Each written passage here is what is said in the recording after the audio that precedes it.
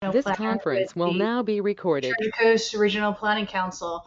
And welcome to our first speaker series entitled Best Practices in Resilience Planning, Successful Strategies, and Lessons Learned from Community Focus on Resilience. Um,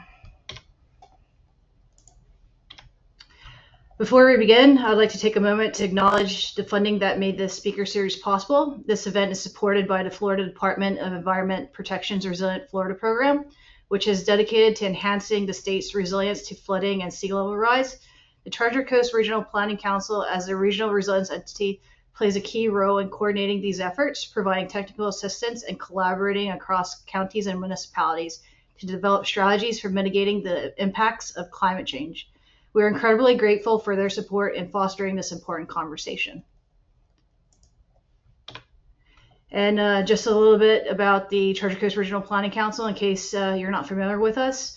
We were established in 1976 as the only regional forum where elected and appointed leaders from Indian River, St. Lucie, Martin, and Palm Beach counties come together to address complex regional issues. TCRPC works on strategic solutions and build consensus around key goals in areas like urban design, economic development, transportation, emergency preparedness, and natural resources. We are comprised of 19 locally elected officials and 9 gubernatorial appointees. TCRPC plays a vital role in shaping the future of the Treasure Coast region through collaborative planning and coordinated action. Now it's my pleasure to introduce today's speaker, Cara Woods Serra, who's an AICP CFM. Cara serves as the Director of Resiliency for the Tampa Bay Regional Planning Council. Her current role with the Council involves disaster preparedness, hazard mitigation planning, and resilience policy. She has a land use planning background and previously worked on special area plans, long range plans, developmental review, and floodplain management at the local government level. CARE supports the work of hazard mitigation professionals throughout the Tampa Bay region in an effort to facilitate knowledge sharing and regional consistency. Cara has a bachelor's degree in interdisciplinary social sciences from the University of South Florida and a master of city and regional planning from the Georgia Institute of Technology. And take it away, Cara. Okay, thanks. I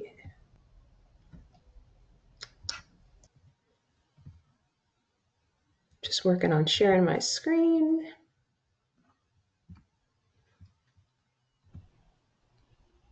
Okay.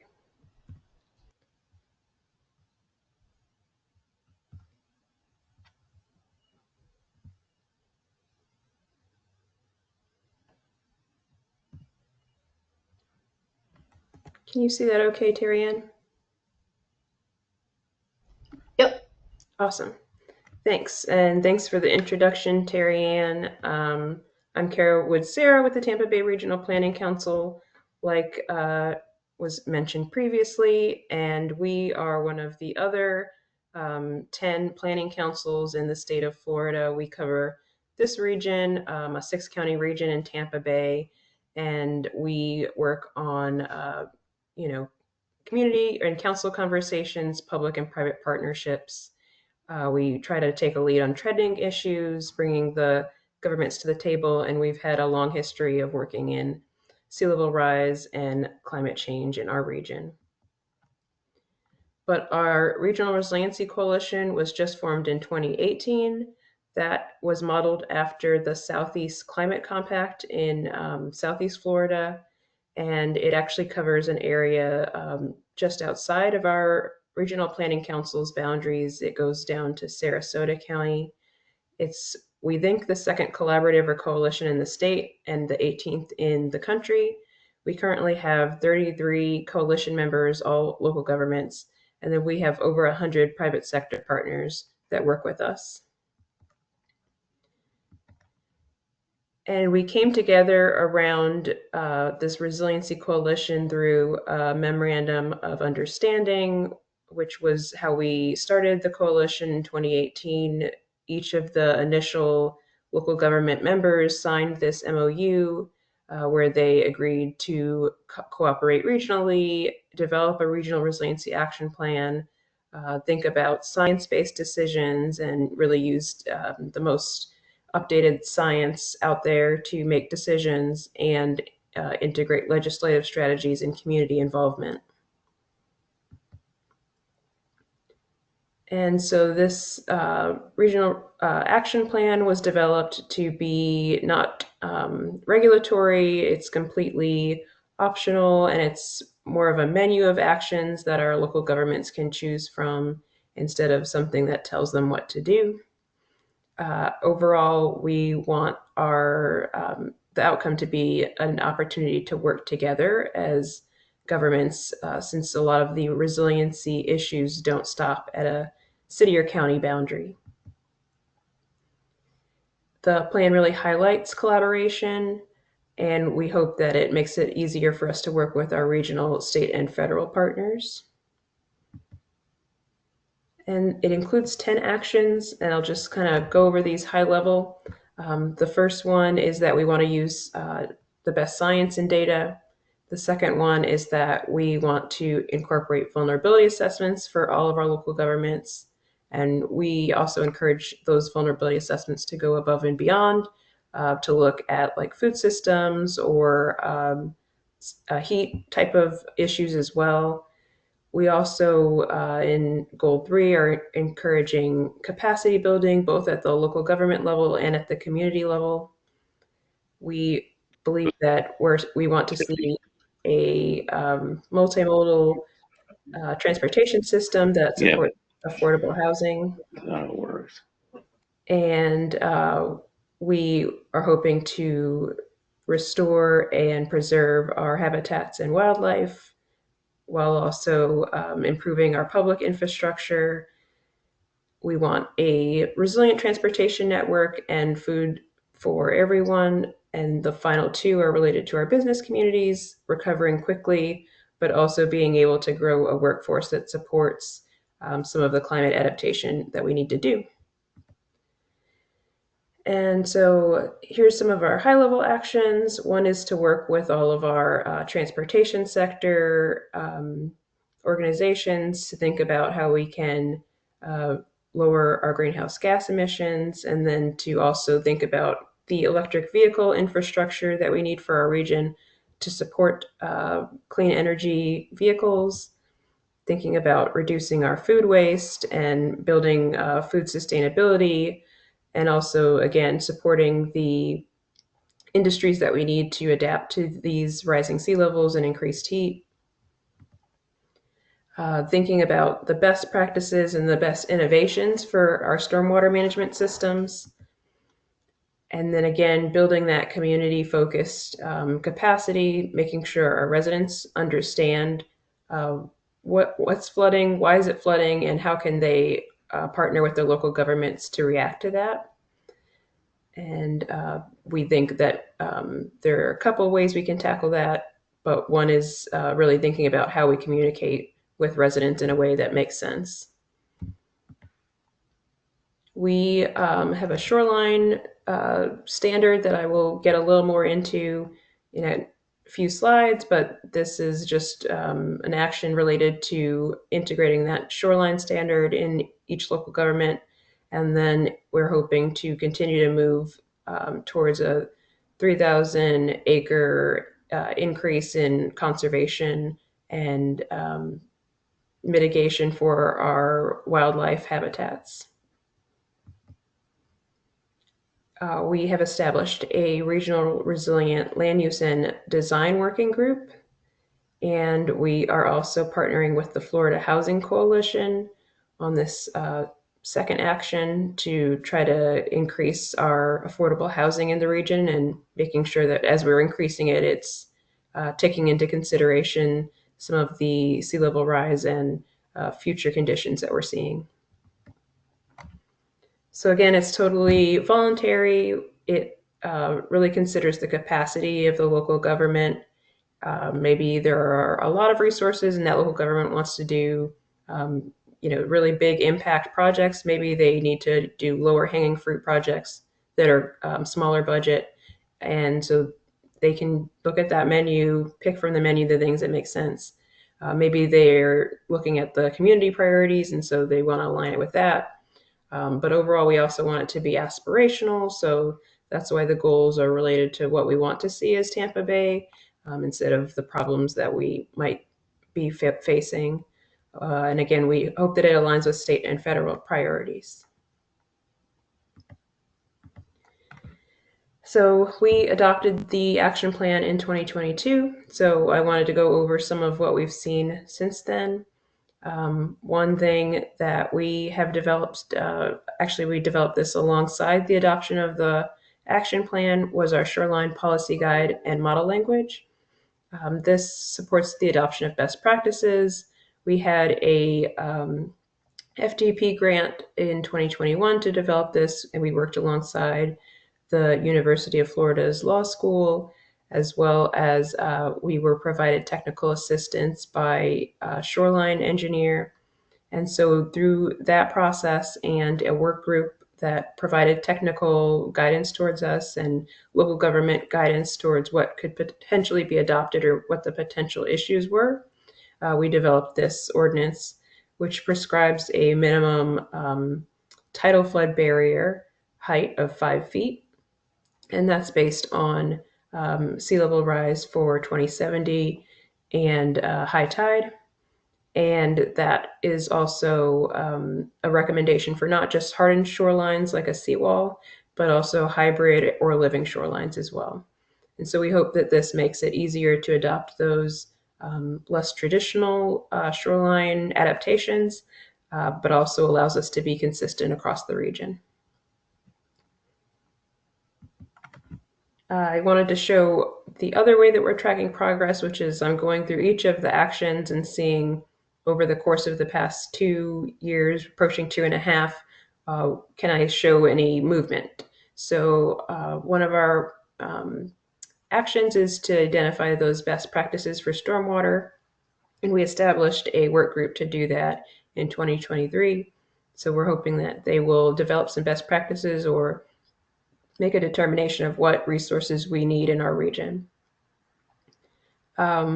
We knew that there was a gap in post-disaster redevelopment policies, and there is actually a regional post-disaster redevelopment plan in the works. So we're serving as technical guidance or providing technical guidance on that plan, and that covers a few of our counties and jurisdictions.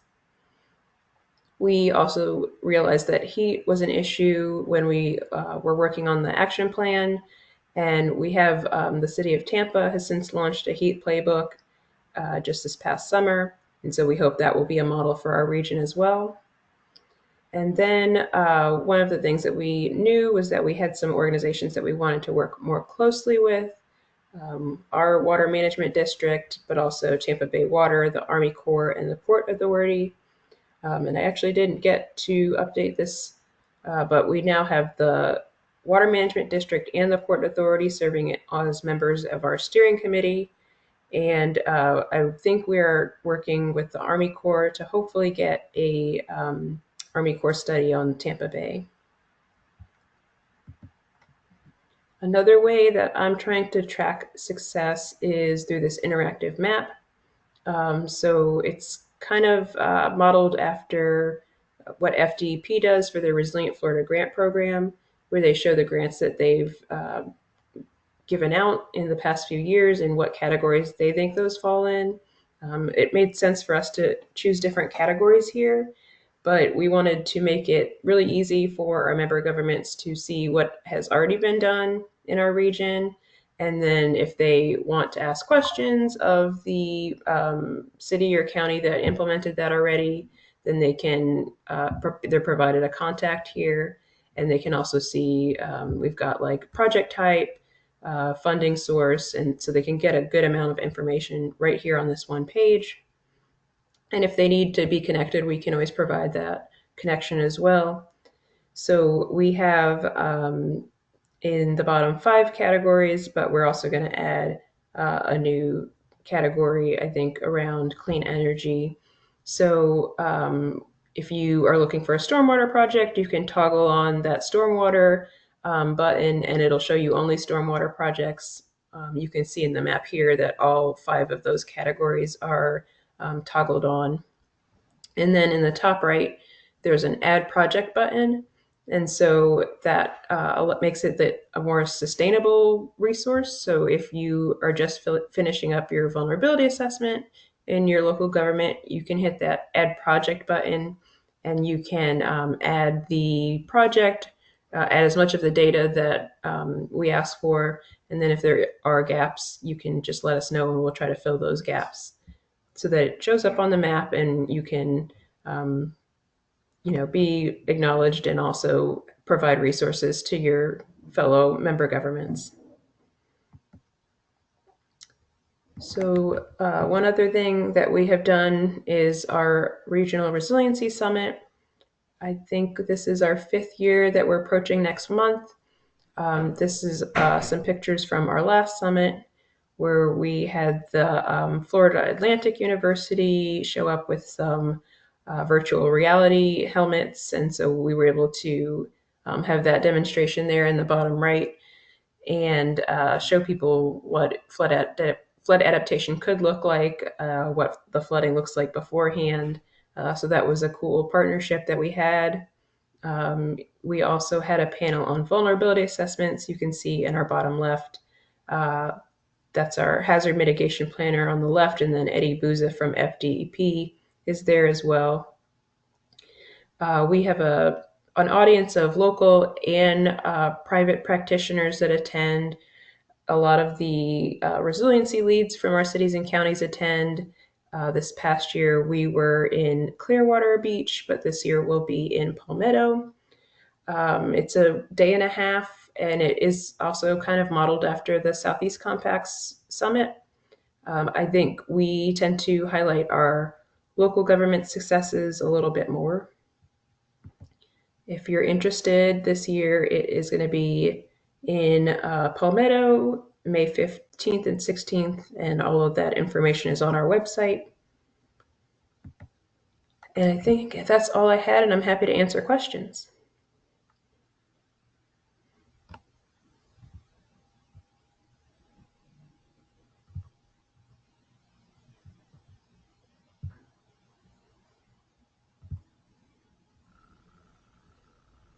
Hi there. I'm going to turn my camera on. This is Jessie from Treasure Coast Regional Planning Council. I went see you on Thursday, I think, but I wanted to ask a little bit more about the shoreline ordinance. And I remember following that as you guys were developing it, and it's something that across the whole state, and of course in the Treasure Coast region, we are interested in as well. I know that some municipalities have done a lot with introducing living shoreline examples on their own property. What's always a challenge, though, is how we get the private property owners to do it. And I wondered if you could speak to a little bit about what the reception has been and how that in adopting that language in some of the municipalities, and if you guys have any examples of maybe places or programs where we have issues where there's a 100-foot right of way and then a 50-foot and then a 50-foot right of facing the shoreline, and it's not as successful, of course, if we have these little slices of living shoreline, and how we could maybe get a larger swath of that. But it's all privately held. So I don't know if you could speak to any examples like that. Yeah, it's a good question. I'm glad you brought it up. So honestly, adoption has been pretty weak. In fact, none. So we're still pushing. The local government staff say that they're still interested in adoption, but that they're struggling to get that traction at the elected official level. I have also worked with some residents who have expressed the concern that you stated. I can build my seawall better, but then my neighbors don't. And then what happens then? The ordinance does factor that in. You have to get some basically an engineering determination that you're not going to create adverse conditions on neighboring properties. But we totally understand, like, once it is adopted, it's completely piecemeal and Mm-hmm. it becomes like a slow process that we hope, you know, once we start it and it slowly develops over time, there will eventually be good results. But I think all of the challenges that you just mentioned, we are seeing as well. Okay. We have seen as well, we've seen like living shorelines and hybrid shorelines demonstration projects in our region, but not that full adoption. And I'm hoping we are working with the city of St. Petersburg right now, and they've done a seawall inventory of all of the publicly owned seawalls. And so I think once they see what the impacts of improving those are, they can kind of balance where private or encouraging private adoption might make sense there. Hmm. Um, my understanding, though, is that the city of St. Augustine did take our ordinance and has adopted it, ironically, outside of our region. um, and then we modeled our ordinance pretty closely after Broward County. So they had already adopted, and when I was researching last week, it looks like there's been quite a bit of adoption in Southeast Florida of these higher tidal flood barrier standards. Yeah, the Broward one, and if I'm remembering correctly, it was great because it was accounting for the fact that sea level rise is happening, and I think that for a lot of communities in Broward, it was very obvious the need, so it was a little bit easier to push the needle on that. But I don't know that it included a lot about, like the hybrid shorelines or living shorelines. So that was one of the things that was so interesting about what you guys had kind of drafted out for consideration. But that's interesting. Well, they'll continue to follow what St. Augustine's doing then. And yeah, I mean, with anything with the code, it's any code change. It always you have to start somewhere and start implementing it. So that's interesting to know. Yeah, we have a lot of these conversations, and I think that the Jupiter, they've had some success with private businesses and doing hybrid solutions in their community. So that's another resource just to put out there in their CRA program. Awesome.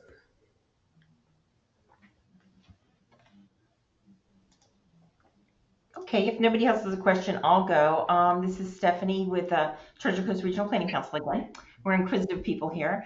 I was just wondering, you talked a lot about how it's important like to have the community involved and everything as well. So what types of community events have you sponsored or are you working on?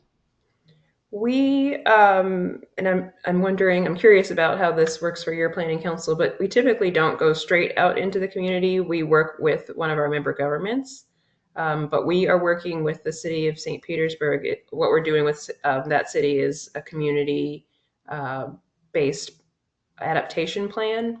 And so the city selected 9 neighborhoods that they think are high priority for flooding. And we see them as pilot neighborhoods. We want to work with the whole city at some point. So those 9 neighborhoods, what we're doing is we pulled a leader from each neighborhood from those communities and we created a resident task force. And then what we're going to do starting next month is we're going to do neighborhood tours where the residents tell us, like this is flooding or, this area is a problem spot. But then they also hopefully tell us like, and this is our favorite part of the community. We want to make sure this gets protected. And then we are going to most likely be working with, we will be working with a contractor. I don't know if our contract's in place yet though, where the contractor will come along on those neighborhood tours, hear the issues that the residents are stating. We'll put those issues on a map and then ask that contractor to create some solutions to those problem areas.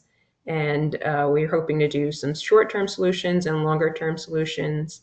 And then we'll bring the community back and have them see the initial solutions that that consultant has provided, and then they'll say like, I don't like that, or I don't understand that, type of thing.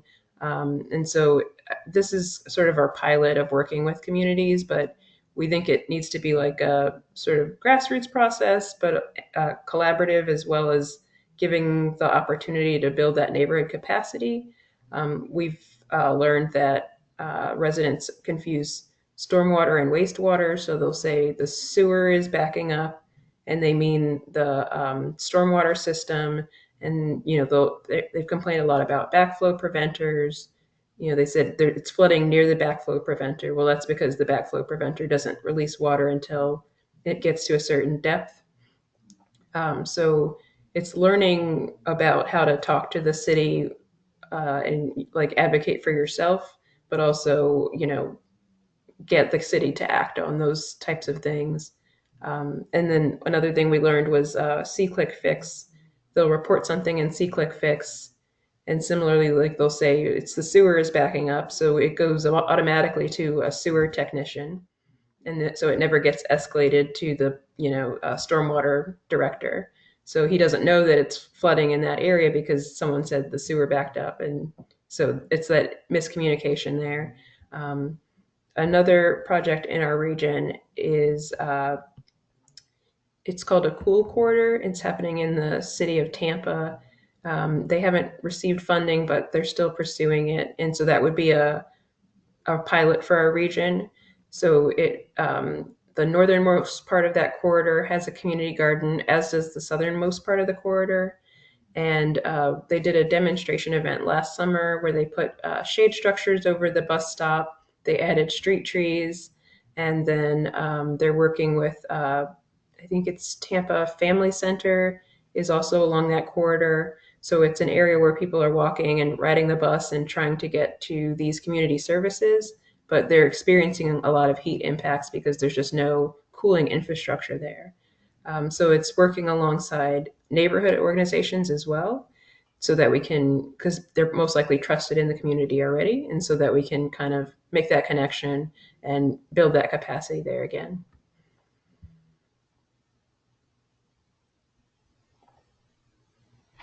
Hey, Kara, I have a question for you. I think Inez from the Martin County BDB would appreciate this question. How has your Resilience Collaborative worked with the business community to support economic resilience? So we had a Beaches Chamber of Commerce person on our steering committee. She ironically just left for North Carolina, the Asheville area after the storms. We also we're bringing in the Tampa Bay Partnership is a business organization that does like research, and they provide economic reports for our region. And we also, more as part of our planning council than the collaborative, have what we call Project Phoenix. Project Phoenix was something we developed as the planning council a long time ago, and it simulates a Category 5 storm hitting our region. More recently, we updated it to be a business continuity tool where there's a video that does still show that Category 5 storm simulation hitting our region, but then it also shows how we would react to it 2 weeks out, 2 months out, and then further out to like 6 months. And it uses tabletop exercises to train both our business community, but also our member government's emergency management staff on how to work with that business community to create continuity plans, to think about preparing your employees and your building and your files and those types of things before the storm, but also thinking about how to work with grants and the city and county after the storm for to get back into business. And then we also interviewed some survivors from Hurricane Michael, one of whom had a restaurant and moved that restaurant into a food truck for a while so that they could continue to serve the community and operate their business out of there until they were able to get back into a brick and mortar store. So it's thinking about, every stage of that storm from early on to where we end up. We're hoping to update that. We do have funding to update it. We have heard from our business community that they don't necessarily want to talk about that right now. They want to get back into business and welcome back the tourists this season, and then maybe they can talk about that type of thing again. Thanks. Any other questions, anybody? I forgot to mention, we also just got funding from NIFWIF. I can't remember what NIFWIF stands for, sorry. But we're funding a coastal master plan. So if you look at the state of Louisiana's coastal master plan, or the state of Virginia has a coastal master plan, that would bring together a bunch of flood risk maps, look at high priority areas, and try to identify regional projects for adaptation. So we're hoping that that would be a tool for thinking about really big and potentially multi-jurisdictional projects for dealing with the flooding that we're seeing. And so that might look like potentially more tidal flood barriers, but maybe even thinking about uh, big stormwater ponds or floodable parks and really big infrastructure projects. At this point in time, would you say that a lot of your communities and municipalities all have their VA assessments done? We're actually starting a VA assessment for a community this summer. So I think some of the stragglers are more of our smaller cities where the county might not have covered them because there were too many jurisdictions. Like Pinellas County has 24 jurisdictions. So they tried to cover as many as they could, but some of them, it was just, too much data to be able to cover everyone. And so it's just our like smaller cities are still um, working on that. And then we did have a couple of counties that had done a vulnerability assessment before it was a requirement by the state. And so now they're having to update it to the state standard.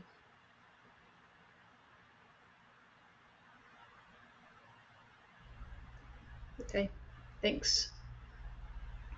Is there any other questions from the audience? Anyone would like to talk about anything that they have going on in their community?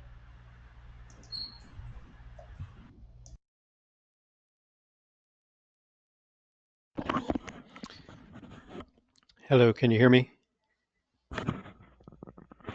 Yep. I had a quick question. I'm in Miami, um, and I'm not super involved in all the things that you guys are involved in, but we're a lender, a green lender, CDFI, and we've had people ask us about do we finance things like septic tank conversions and even raising structures, like raising homes to to help avoid flooding. And I'm not trying to drum up loans or anything. I'm just curious though, is this something that people ask about in your region? Or have any of you heard of that? The Elevate Florida program is open right now, and that is an opportunity to fund home elevation. And my understanding is that our region has the most applications of the state, specifically at one county, Pinellas County. Um, so I think for our region, there's a big interest in elevations. It's just a really challenging process, or it has been in the past. So we're interested to see how this Elevate Florida. Thanks, someone put the link in the chat, and it closes on the 11th. So if you're interested, please take a look at that as soon as possible. Um, I think in traditionally there has to be a name storm, and then you have to put this project on the local mitigation strategy list when that list gets updated, and then you have to do an application process and approve. It's a really slow process to get elevation projects funded, and so I think there's a lot of interest, but it's really challenging because it can take 5 years from a named storm to get your home elevated. If I can add to that too, it always depends a lot on what kind of, what your structure is like, and whether or not it's a good eligibility for that. You might be in the right spot for elevating, but your building may not be, the right kind of means of construction that are easy to elevate. It seems to be a program but right now the Elevate Florida program would be the best way to I think the only current program, especially statewide one. There may be some municipalities that have programs that are similar, though. That's a good question. And then there was a question in the chat. In addition to shoreline planning, is there planning for interior groundwater levels? Not groundwater levels, but we're seeing, I guess what we see in our region is increased precipitation. So we're mapping that. We're actually partnering with Treasure Coast and a lot of our other planning councils to get a better job of mapping the rainfall and the extreme precipitation. That was a big issue for our region this past year. Is we had an extreme rain event in September and then two hurricanes in September and October. And so the ground was saturated from those. And our stormwater system is not built to handle that extreme rain at all, let alone, with that many rain events back to back. So we're looking at those maps, and then we're also figuring out, is there a way to adapt the stormwater system to that extreme rain, or how do we deal with that? And that's still a big question we have. If I can, I just want to add on to what Cara was just talking about. We are one of the regional planning councils, so anybody out there, what we're in the process of doing now is we are mapping the areas and the rainfalls, but we also are trying to identify like key areas maybe that need the most work. So if you can think of an area maybe where a lot of flooding does happen. Now this is inland flooding from rainfall, so just a little bit different, but still resilience. So we're looking for areas that may be more vulnerable, maybe special areas. If you have any ideas or thoughts on that, or maybe some special projects that would need to be done. Jessica, I'm going to turn it over to you for a second, because Jessica we are working to create visuals of those areas. So did you have anything you would like to add to that, Jessica, for the group? Sure. Yeah. So Kate Bohr is the project lead on that for our region, and so we are looking for, of course, projects that will show up as a need area based off of that mapping analysis, which is still being conducted for our region. And then we're hoping to then have a couple of projects to illustrate that are things that may not always show up on an LMS. Something, or maybe it's part of an LMS, but it has a regional component. It crosses those jurisdictional boundaries. We're working with Tampa Bay actually right now to identify what those project areas will be as well. So anything that is especially something that has a nature-based solution to it, or again, crosses jurisdictional boundaries, those would be excellent projects. So if you feel that you have a good candidate already on your list that just needs somebody to pick up a pen and draw it and get the community excited about doing something in that area, feel free to shoot me an email, and I'll forward that on to the project manager as well, so that she's aware of it. I'll put my contact information in the chat.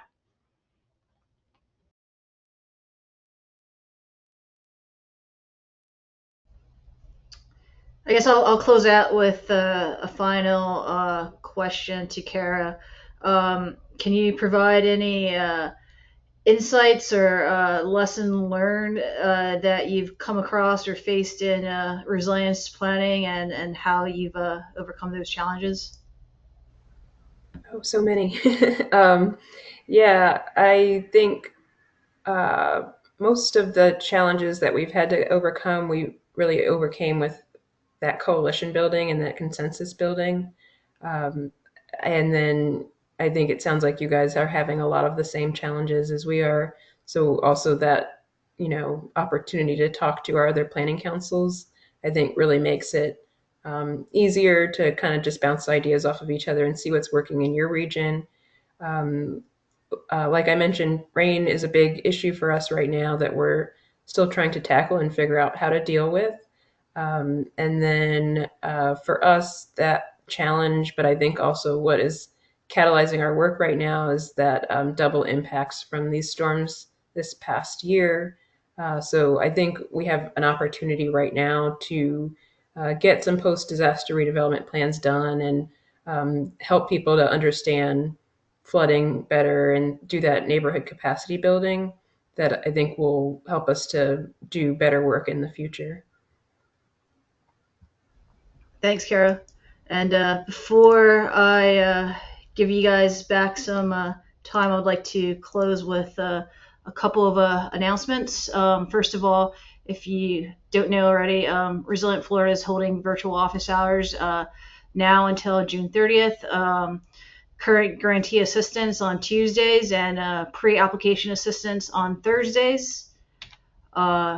We talked a little bit about Elevate Florida, but this is for municipalities on April 14th. FDEM will hold a hazard mitigation grant program, a statewide applicant briefing. If you don't have the information for this, just shoot me an email and I'll shoot you the link to log on to listen to this. And then I'd like to, Stephanie can speak to this actually, our fire session. Sure. On February 27th, what we did for the region, and we invited a lot of people, a lot of you came to it. We had what was known as a fire workshop. So it's a federal interagency resource exchange. At that workshop, we had a lot of federal people, HUD, EDA, FEMA, USDA, Army Corps, a lot of the different agencies there. And what they wanted to do is they wanted to talk about some of the needs that we had after Milton or like any kind of disaster. What are some of the needs that we need for the responding part? But more importantly, what they want to do is, are there any resilience projects out there that can help create more economic stability in the region? So we had 50 individuals come. They shared, information about what had happened to them at the storms, and then gave us what we have a project sheet. So we can send out project sheets to everybody. We can do that after this. The project sheets were basically very quick. It's like, what is your project? How much money do you need? Who would be involved with it? And then just a brief description. So we received over 35, I believe, projects, and anywhere from we need help creating a post-disaster redevelopment plan to we need to rebuild our water treatment plant. So, I mean, there's a lot of different things there. And then what they did was they're going to take those catalog, and those federal agencies are going to go through those projects and reach out and say, okay, these are the kinds of resources we have for you, funding applications, things like that, that could potentially fund these projects, because that's always the hardest part, is to find the funding for things. And then as the Regional Planning Council, we're here to help you write those grant applications or find other grants that maybe could be funding those projects, but we're here to help you with any kind of that stuff. So if you're interested in that, we'll send out the project sheet to everybody that attended today, and you can fill it out and send it to us. We'll get it off to them, the federal side of it, EDA, the Economic Development Administration, that's under the U.S. Department of Commerce. They're organizing it and then sending out to the other agencies. But in the meantime, we're here to help you. If you decide you want to do a Florida Resilience Grant, just give us a call and we can help you with writing that grant and maybe doing some research for you. So just letting you know that we are here as your Regional Planning Council to help with any kind of things like that you may need. Thanks, Stephanie. And then lastly, please save the date for April 30th at 2 p.m. We are going to be talking about innovating coastal resilience, exploring the FIU Future Shorelines project. They have a really cool toolkit that they've developed, and Dr. Randall Parkinson will be explaining more. So please stay tuned, register, and hope to see you then. So any final comments or anything? And be thinking too, I want everybody to be thinking about, like, what are your pressing resilience needs? Like, what do you need the most help with? And if anybody still needs to do a vulnerability assessment to comply with statutes, let us know. And then again, just anything that the RPC can do to help you with any of that.